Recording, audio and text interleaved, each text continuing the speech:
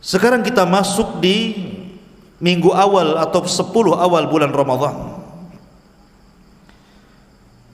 Maka amalan yang paling tampak sebenarnya, yang bisa dirasakan bukan hanya oleh diri kita tetapi orang lain, adalah bersedekah.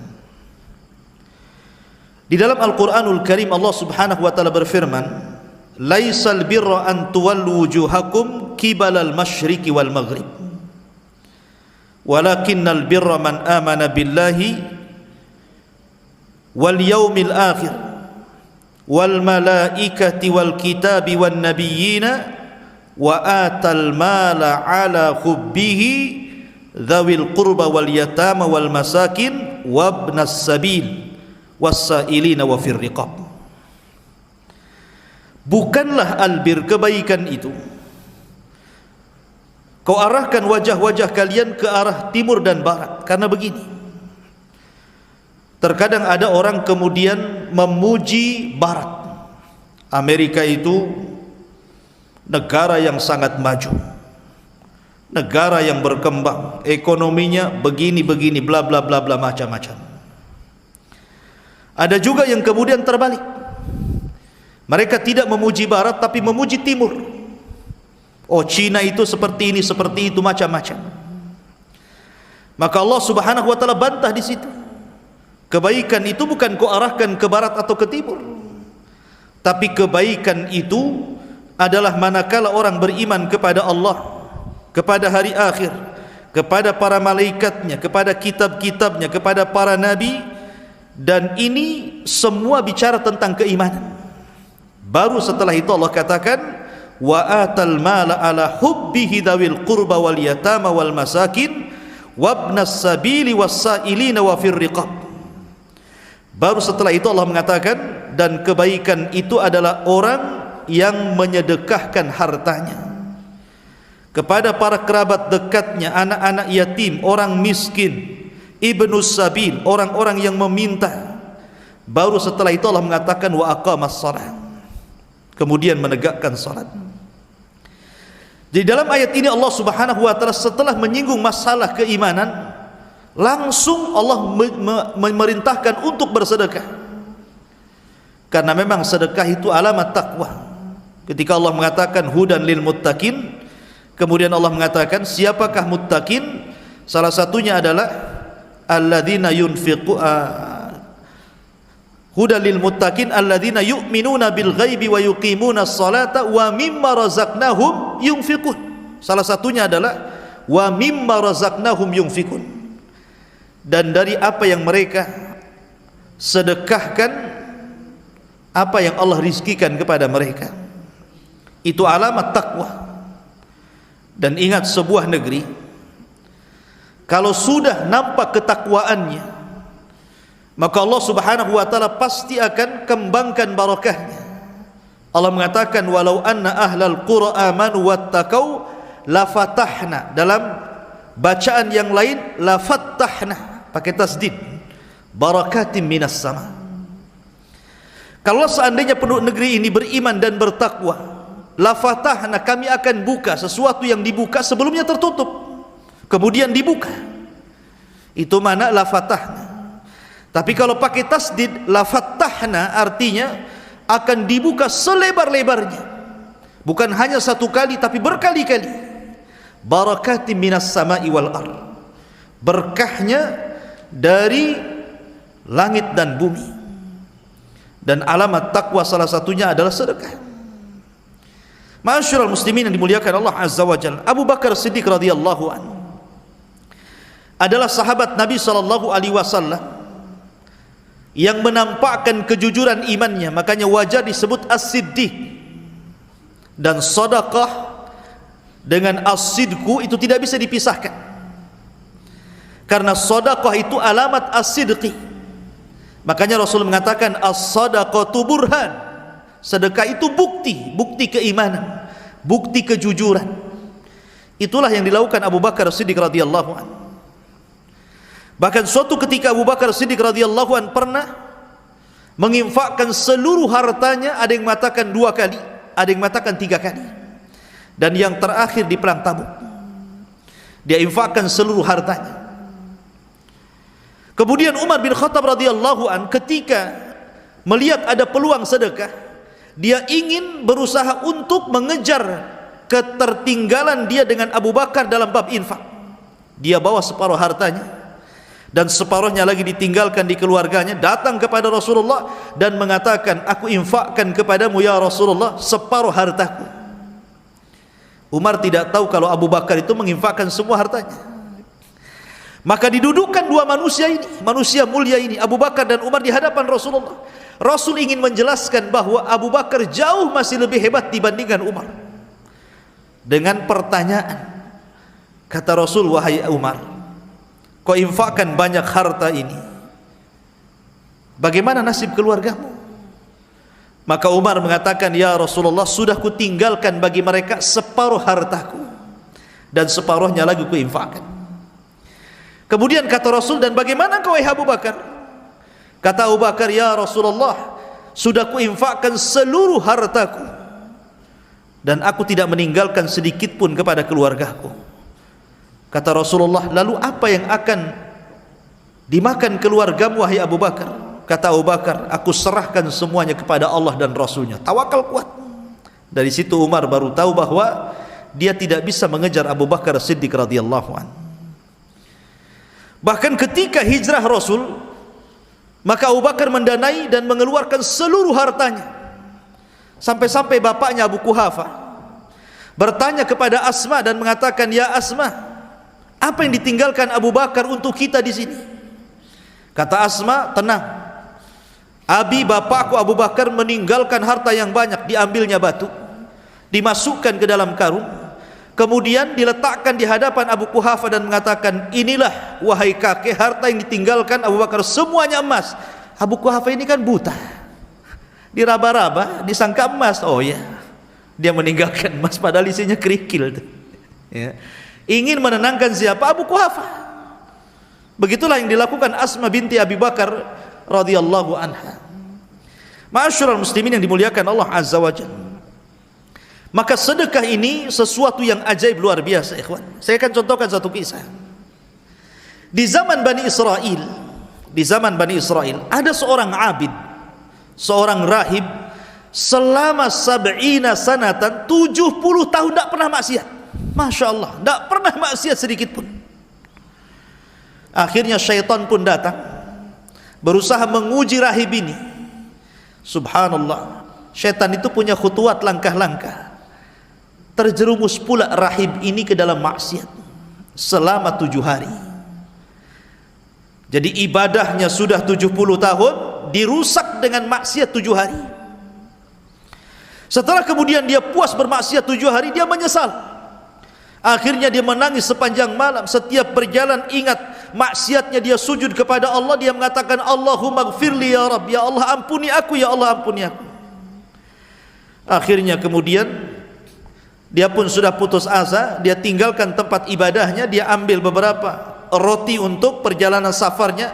Entah mengarah kemana dia, pokoknya jalan. Setiap ingat dosa dia sujud, setiap ingat dosa dia sujud, sampai dia melewati satu desa. Di desa itu rupanya ada 12 orang yang sedang memegang perut mereka kelaparan. Di hadapan mereka ada pohon besar. Kemudian sang rahib ini bertanya kepada 12 orang yang sedang memegang perut kelaparan ini, apa yang kalian lakukan di sini? Maka orang-orang mengatakan, kami menunggu makanan dari dukun kami, katanya. Tapi sudah 3 hari kami bolak-balik ke sini, dukun tu pun tak muncul-muncul, katanya. Dukunnya tak muncul-muncul. Maka kami hampir mati. Akhirnya sang rahib ini mengeluarkan roti yang harusnya itu bekal perjalanannya, kemudian diberikan semua dan disisakan hanya sedikit saja. Akhirnya orang-orang itu pun makan kenyang, kemudian pulang. Sang rahib melanjutkan perjalanannya karena habis bekalnya, kelaparan, kemudian Allah takdirkan meninggal tengah jalan. Ketika kemudian Allah bangkitkan sang rahib ini, kemudian ditampakkan ibadahnya yang 70 tahun itu, diletakkan di satu timbangan. Kemudian maksiat 7 harinya diletakkan di timbangan satunya. Rupanya maksiatnya lebih berat dibandingkan ibadah 70 tahunnya itu. Menangislah sang rahib di hadapan Allah dan menyesal. Akhirnya kemudian setelah itu, maka dosa yang 7 hari ini diangkat lagi, diletakkan di timbangan lagi. Kemudian Allah subhanahu wa ta'ala mendatangkan roti yang pernah disedekahkan kepada 12 orang yang kelaparan itu, diletakkan di satu neracanya. Rupanya roti itu lebih berat timbangannya dibandingkan dosa 7 hari itu. Jadi maksiat 70 tahun kalah berat dengan ibadah 70 tahun kalah berat dengan maksiat 7 hari. Tapi maksiat 7 hari kalah berat dengan roti sedekah yang diberikan kepada fuqara wal masakin. Ini keajaiban sedekah, ya. Ma'asyiral muslimin, seperti itulah Allah subhanahu wa ta'ala menilai sebuah sedekah. Makanya ketika dijelaskan dalam kitab Sahih Muslim, ketika ada anak muda berjalan di galengan sawah, mungkin bahasa kita ini, tiba-tiba dia melihat ke langit ada awan hitam. Di balik awan itu ada suara. Suara itu memanggil-manggil dan mengatakan, iski hadiqata fulan, iski hadiqata fulan. Hujani kebunnya si fulan, hujani kebunnya si fulan. Kagetlah orang ini, kok bisa ada awan hitam bisa bicara. Diikuti awan itu. Kemudian awan itu rupanya berdiri tepat di kebunnya si fulan. Kemudian hujan, sampai akhirnya selesai hujan. Anehnya airnya tidak membasahi kebun di sekitarnya, hanya kebun satu petak itu saja. Dan disebutkan dalam Sahih Muslim. Kemudian anak muda ini penasaran, kok bisa awan itu hanya menghujani satu petak itu, sementara kiri kanan depan belakang kok nggak kehujanan gitu ya. Sampai datang pemilik kebun. Kemudian dia mengatakan, fulan, siapa namanya? Kata pemilik kebun, nama saya Anu si Anu, Anu bin Anu gitu ya, fulan bin fulan. Kaget dia, kenapa? Karena nama dia persis seperti yang disebut-sebut dari awan, iski hadiqata fulan, hujan di kebunnya si fulan, namanya sama. Kemudian dia mengatakan, apa yang kau lakukan dengan ladangmu ini? Pemilik kebun heran dan mengatakan, kenapa kau tanya soal ladangku? Dia mengatakan, tadi aku melihat peristiwa yang aneh diceritakan begini. Akhirnya dia mengatakan, wallahi wahai fulan, sesungguhnya setiap aku memanen dari kebun ini, ku bagi menjadi 3 bagian. Sepertiga ku berikan kepada keluargaku untuk makan, sepertiga dikembalikan ke ladang, dan sepertiganya lagi ku sedekahkan. Keajaiban sedekah, ya, luar biasa. Ya. Kemudian juga kisah yang pernah saya ceritakan kepada antum ketika saya bercerita kepada antum tentang kisah biografi Imam Hakim. Imam Hakim ini punya luka di wajah, bertahun-tahun tidak sembuh. Akhirnya kemudian datang kepada Imam As-Sabuni, pemilik kitab Aqidah Ashabil Hadis. Ketika itu Imam Sabuni sedang ngaji seperti ini. Imam Hakim datang dan meminta fatwa kepada Imam As-Sabuni, ya Imam, saya punya luka di wajah dan di beberapa badan saya sudah berobat ke sana kemari, tidak kunjung sembuh. Kata Imam As-Sabuni, baik, kita akan doakan untuk saudara kita Hakim. Mari kita berdoa kepada Allah, semoga Allah sembuhkan penyakitnya. Setelah bubar pengajian itu, rupanya di antara jamaah pengajian ada ibu-ibu yang kemudian malamnya bermimpi. Dalam mimpinya berjumpa dengan malaikat, dan malaikat ini berpesan, bilang sama Hakim agar dia menggali sumur, kemudian sedekahkan dengan airnya. Maka kemudian setelah terbangun, dia cerita besoknya kepada Imam Sabuni, ya Imam, semalam saya bermimpi berjumpa dengan malaikat. Malaikat berpesan, katakan kepada Hakim, gali sumur, sedekahkan airnya, karena ketika itu musim kemarau. Akhirnya Imam Sabuni menyampaikan kepada Imam Hakim, Sahibul Mustadrak.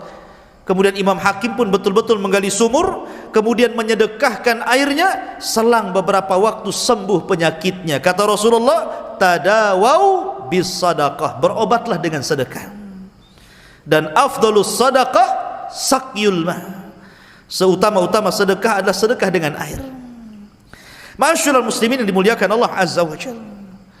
Kemudian juga kalau kita melihat sejarah-sejarah yang lain, di zaman Nabi SAW, kita kenal sahabat Abu Talha radhiyallahu anhu, itu orang paling kaya, orang Ansor paling kaya, hartanya itu Abu Talha.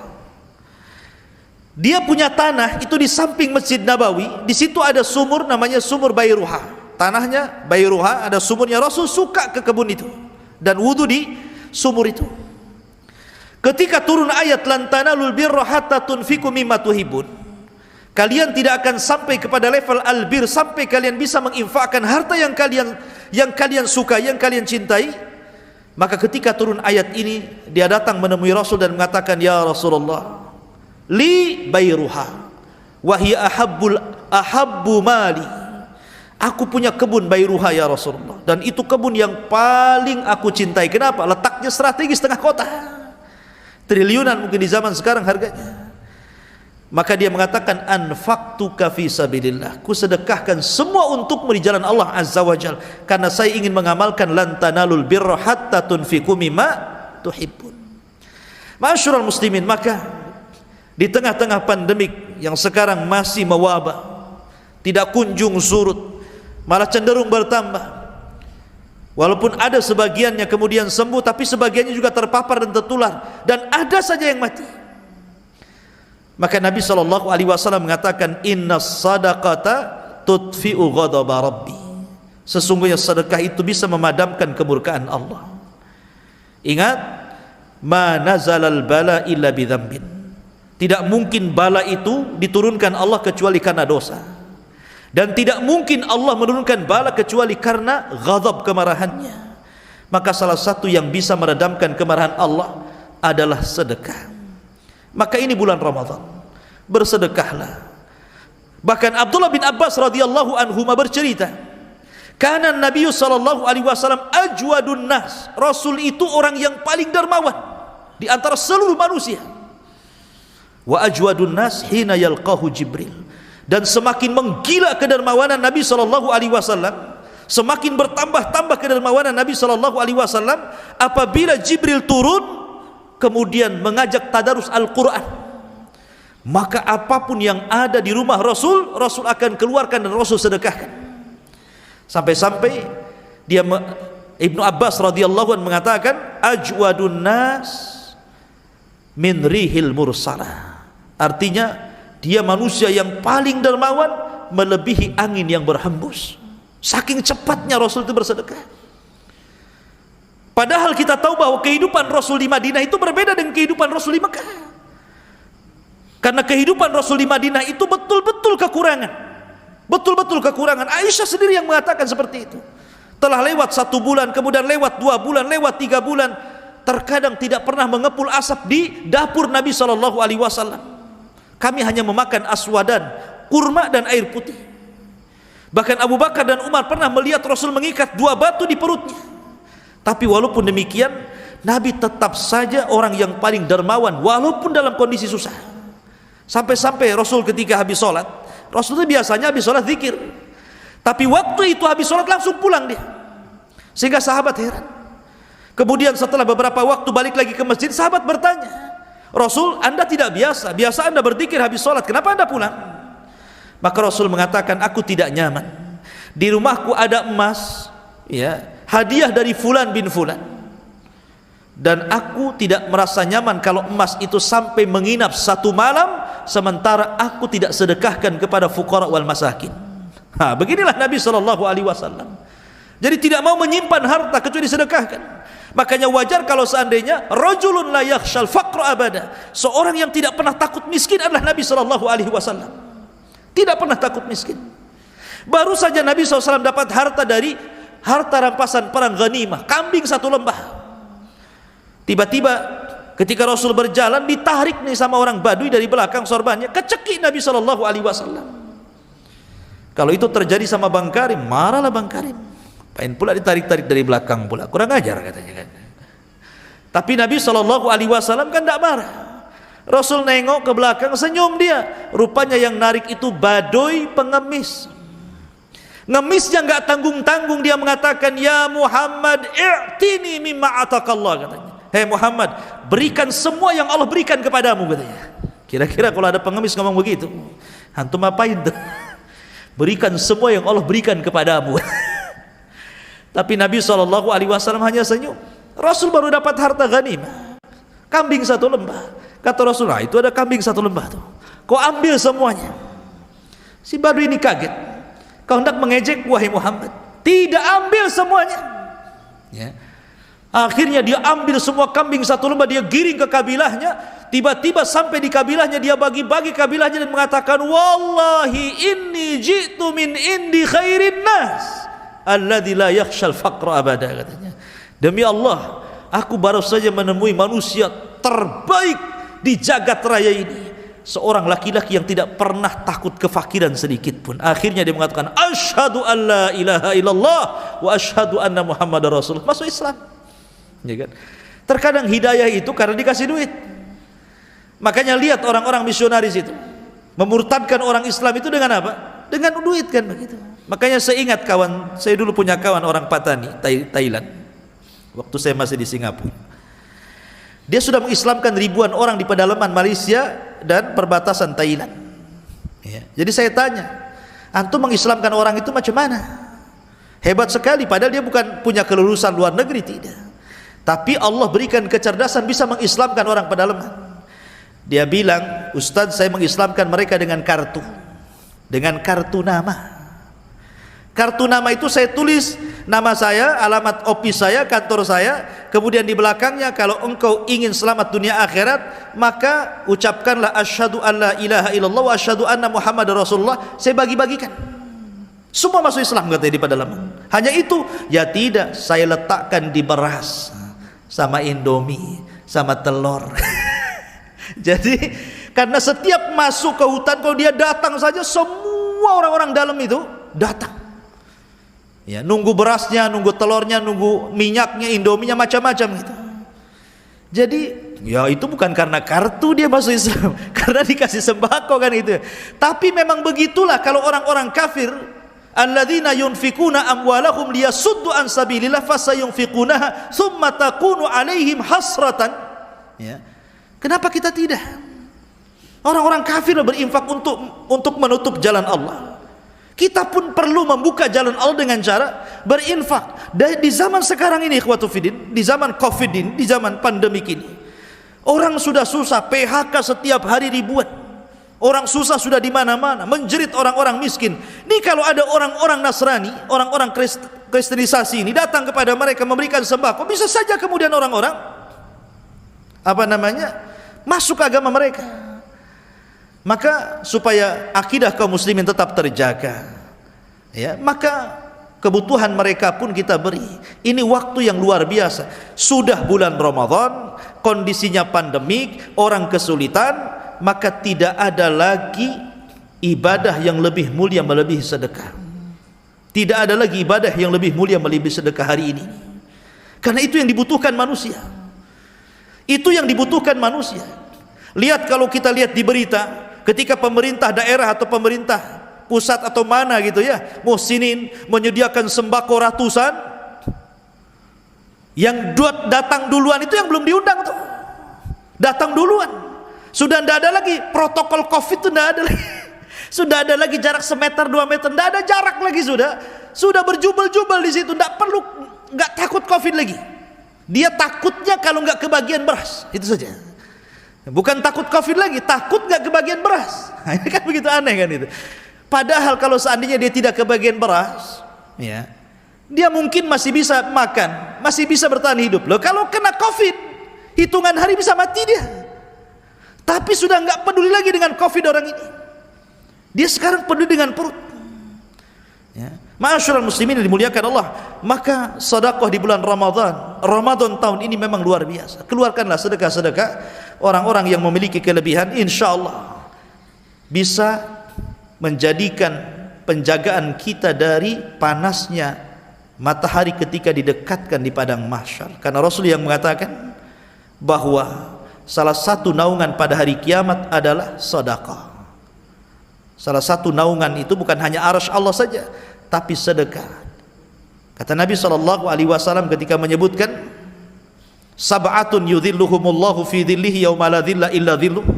7 golongan yang akan mendapatkan naungan di hari yang tidak ada naungan kecuali dengan Allah. Salah satunya apa? Seorang laki-laki yang bersedekah dengan tangan kanan, tangan kiri tidak tahu. Bukan berarti kemudian tangan kiri dikebelakangkan, tangan kanan ke belakang, kayak Semar itu namanya. Bukan. Ya. Ini kinayah bahwa saking ikhlasnya, ketika dia menyedekahkan itu, dia tidak tahu berapa isinya. Ibaratnya kalau datang kotak infak itu, ambil dompet, main kerok, kemudian dimasukkan sampai di rumah, berapa tadi uang yang masuk kotak infak gitu ya. Gitu. Maksudnya saking ikhlasnya, nggak disebut-sebut lagi. Ya. Dan itu akan menjadikan naungan. Kata para ulama, terjaga hartanya. Orang yang suka sedekah nggak mungkin kemalingan rumahnya, nggak mungkin. Orang yang sering sedekah nggak mungkin kerampokan rumahnya itu. Orang yang sering banyak sedekah nggak mungkin kena penyakit rumahnya. Karena orang yang bersedekah itu salah satunya apa? Bisa mengobati penyakit, mengangkat bala. Orang yang suka bersedekah itu terhindar dari fitnah kubur. Orang yang sering bersedekah itu akan mendapatkan naungan pada hari kiamat ketika matahari diletakkan 1 mil di atas kepala. Dan ada satu pintu di sorga itu disebut babus sedekah, pintu sedekah. Pintu sorga itu ada namanya babus sedekah, pintu sedekah. Jadi kalau kita cerita sedekah memang luar biasa. Maka ini kesempatan yang baik, ma'asyiral muslimin yang dimuliakan Allah Azza wa Jalla, tolong saudara kita yang sedang membutuhkan di tengah pandemi COVID-19 ini. Subhanakallahumma bihamdika asyhadu an la ilaha illa anta astaghfiruka wa atubu ilaik. Allahu ta'ala alam. Assalamualaikum warahmatullahi wabarakatuh.